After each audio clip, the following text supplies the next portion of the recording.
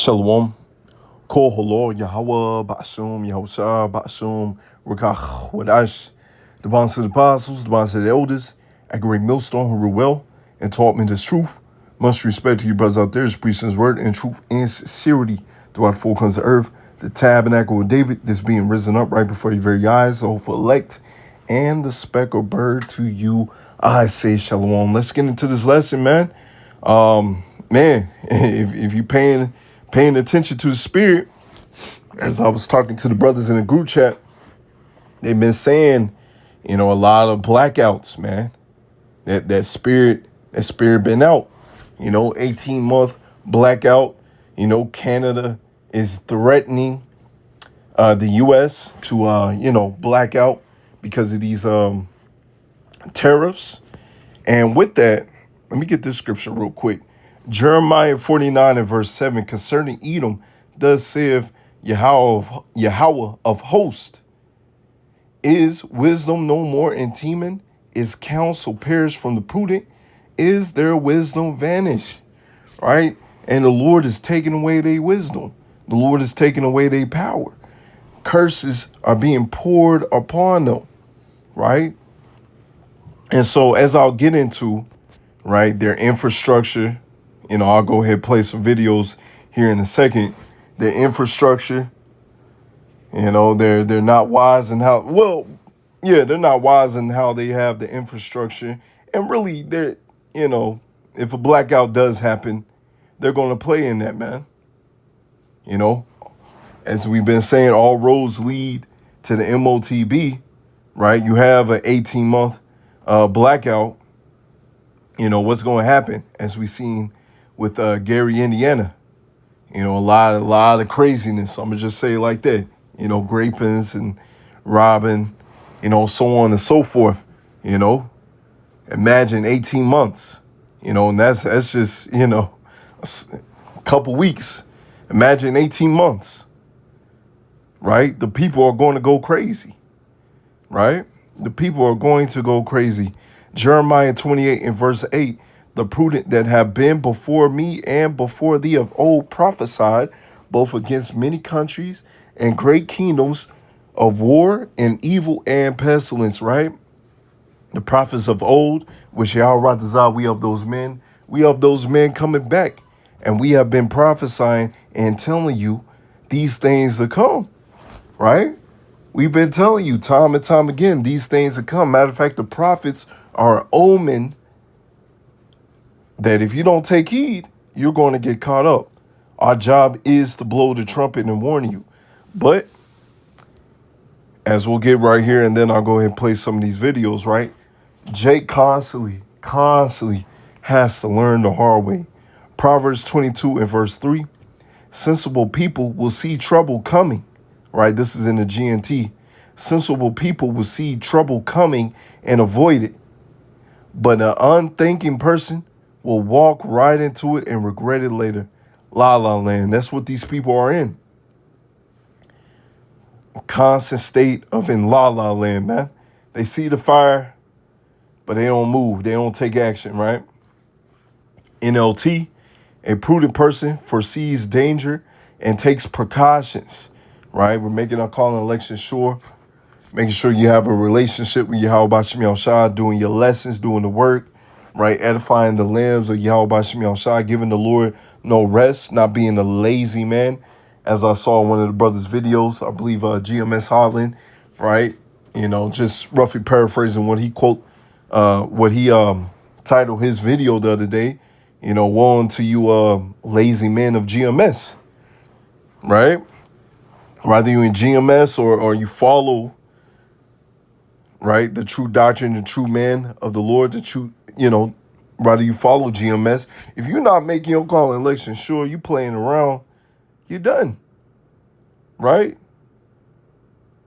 Yeah, the bare minimum, as Apostle Tahar said, hey, the bare minimum that you should be doing is your 3 lessons a week. But you should not be going 3 months without doing a lesson, man. 3 months without doing a lesson? What's your excuse? You have no excuse, right? You cold. Can't he call you lukewarm? You cold, right? It doesn't matter if you just go into camp. Where's your lessons at? You are called to edify the limbs of Yahweh Ba'ashem Yosha, right? Let's read that again. A prudent man perceives danger and takes precaution. The simpleton goes blindly on and suffers the consequences. And that's what's going to happen to our people because they love La La Land. They love smooth, buttery words, right? They don't want to hear the prophets, right? They're rebellious, sottish children. And since you want to be in that spirit, Lord got something for you, man. Let's go ahead and play these videos and we'll come right back. Them as the United States and Canada look like two separate energy economies, but physically they're connected by so much infrastructure that in some regions it makes more sense to think of them as one enormous energy system divided by a political border. Let's start with oil. Western Canadian crude enters the United States through a vast pipeline network. The Enbridge mainland is the giant. It carries crude from Western Canada towards the U.S. Midwest and Eastern markets. At one major border point alone, it moved roughly 3.1 million barrels per day in 2025. Then there's Keystone, moving Canadian crude south into the American refining system. And Trans Mountain runs west to the Pacific, but also connects into Washington state, giving Canadian producers another route into U.S. and global markets. That infrastructure helps explain an extraordinary number. In 2025, Canada supplied about 63% of all crude oil imported by the United States. But oil is only one layer of this system. Underneath North America is another network carrying natural gas. Pipelines connect Western Canadian production with markets in the Pacific Northwest and Midwest, while other systems connect Ontario and Eastern Canada with American gas supplies. The relationship actually runs both ways. Canada exports huge quantities of gas south, while simultaneously importing American gas into other parts of the country. Then there's electricity. Canada and the United States are connected by 86 international power lines. British Columbia connects with the Pacific Northwest. Manitoba connects into the American Midwest. Ontario connects with Michigan and New York. Quebec connects with New York and New England. And New Brunswick connects with New England. That means Canadian hydroelectricity can help power American cities. And when Canadian hydro production fails, electricity can flow north from the United States instead. There are also cross-border flows of propane, butane, ethanol, gasoline, diesel, and other refined fuels moved through pipelines, railways, ships, and trucks. So when politicians talk about Canadian energy and American energy as though they are completely separate things, the infrastructure tells a different story. Canada provided almost 100% of U.S. natural gas imports, 98% of its imported natural gas liquids, and 81% of its imported electricity in 2025. The border separates two countries, but pipelines, transmission lines, and refineries have spent decades stitching their energy economies together. And that is why disrupting U.S.-Canada energy trade isn't simply changing who buys from whom. It means trying to reorganize infrastructure that was literally built around integration. All right, Shalom, we're back. Let's get this, and I'll get I got something in Chat GPT, right? I'm gonna look in that real quick. But yeah, our people just gonna have to learn the hard way. Isaiah 30 and verse 9, that this is a rebellious people, lying children, children that would not hear the law of the Lord. And you go through the scriptures time and time again. Jake had to learn the hard way time and time again. The Lord would deliver them, right? They'll do right for a little while, and then they go right back into their wickedness, man. Right? We say to the seers, see not, and to the prophets, prophesy not unto us right things, speak unto us smooth things, prophesy deceits. That's what they want. That's why they get along with Esau, Edom. That's why his tunes, they're jamming to his tunes. They hear our tunes, they're like, it sounds like a broken trumpet, Get you out of the way, turn aside out of the past, cause the Holy One of Israel to cease from before us. Right? They don't want to hear. They don't want to take heed. Wherefore, thus saith the Holy One of Israel, because you despise this word and trust in oppression and perverseness, you see? Trust in oppression and perverseness. You love wickedness, right? And stay thereon. Therefore, the iniquity shall be to you as a breach ready to fall, swelling and the high walls whose breaking cometh, and suddenly at an instant. And he shall break it as a breaking of the potter's vessels, and the broken in pieces he shall not spare, so that there shall not be found in the bursting of the shred, and take fire from the heat, or to take water withal out of the pit. So yeah, you're going to be destroyed. You're going to learn the hard way. As I get let me get over here, right? Examples in the scriptures where people had to learn the hard way, right? It reads, there's many examples in the scriptures where people ignored instruction, acted presumptuously, right? Or made a bad choice and only understood the lesson after suffering the consequences. You see? And as you go through the scriptures, time and time again, and people had to learn that, right? Let me get this right here. Adam and Eve, right? We know Adam, he was Yahushua, right? That's why the scriptures say, another lesson for another time. I come through the volume of the book, right? Our big brother Yahushua is all throughout the scriptures, right? God plainly warned them not to eat from the tree of knowledge of good and evil. They disobeyed and learned through judgment what sin and death meant. Listen, sometimes the commandment protects you from consequences you do not yet understand, you see? That's why you go into the scriptures, hey, don't do this, don't do that. It may not explicitly go into why you shouldn't do that, like eating pork, right? The Lord just says, hey, that's an abomination unto you if you eat it. But you look into the research why you shouldn't eat pork, all those parasites in it, right? It gets into your knees, your eyeballs. There's plenty of people that had to get surgery through their eyes. Their body is plagued with all them parasites. You get high blood pressure and this and that, these ailments onto you. So yeah, you're going to have to learn the hard way why you shouldn't eat those things. I got this and that runs in my family. No. Bad eating practices run in your family, right? Bad eating habits, eating that pork, shrimp, and crab, and lobster, right? That's why you dealing with all those ailments, man. Right? God warned Cain that sin was lying at the door and that he needed to rule over it. Cain ignored it because ultimately Cain was, you read through the scriptures, through the spirit, that was Esau, Edom, right?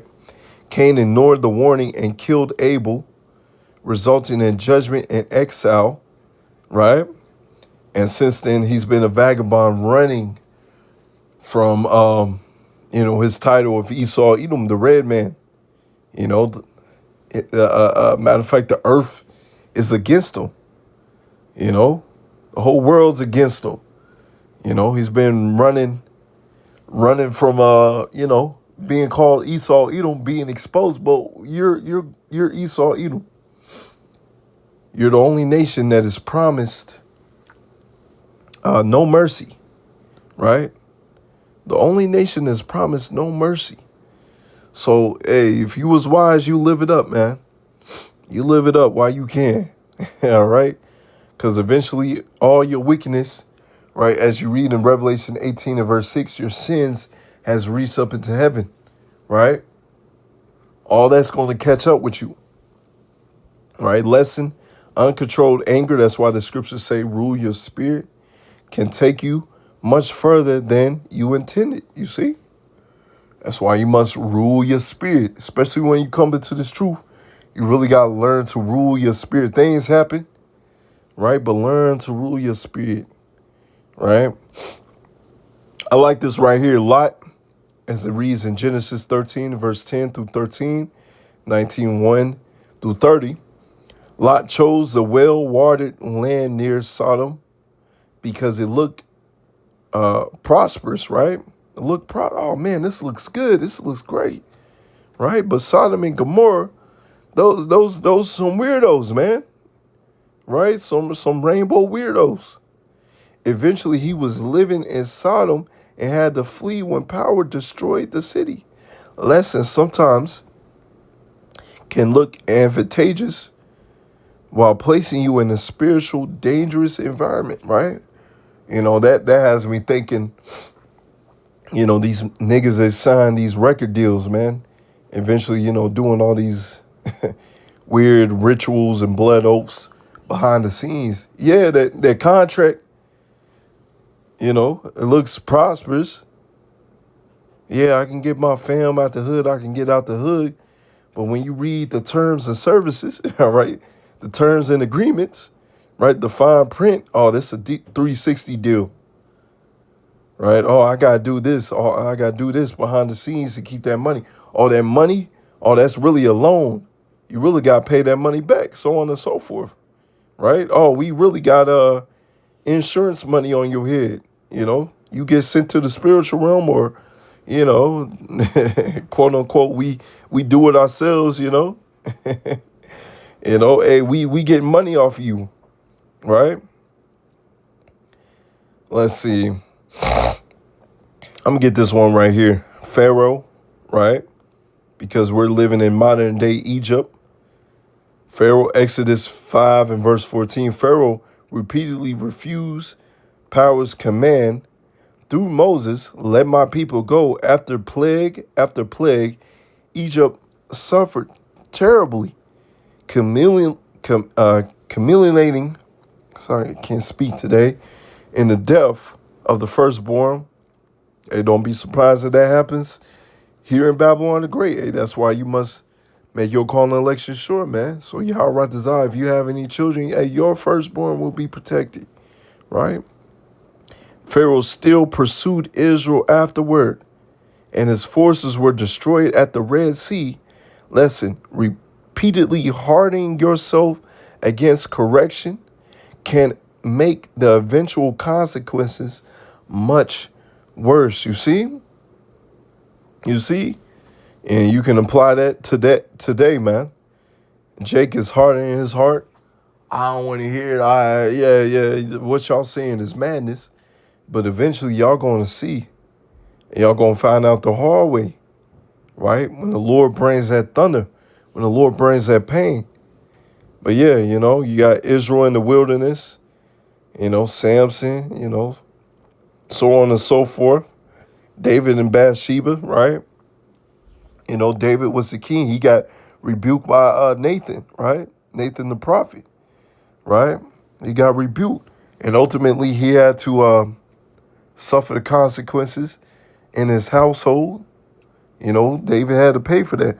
But the scriptures do say, the sure mercies of David, right? Hey, Yahweh Razah, we get the sure mercies of David, Solomon, great wisdom. Hey, that was Yahushua as well, right? But in his old age, right, he started to turn to other gods of wood and stone, right? And the scriptures say, he shall be beaten with many stripes.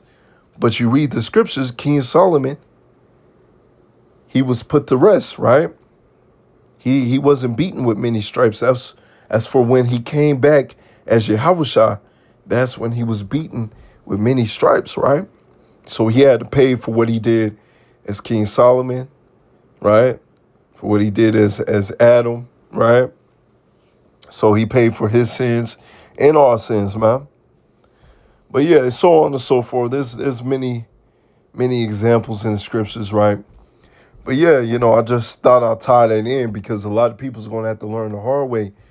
If this blackout comes true, which I believe so, right? Y'all going to learn the hard way that y'all, hey, you're going to learn the hard way that a prophet have been among you. So with that, shalom.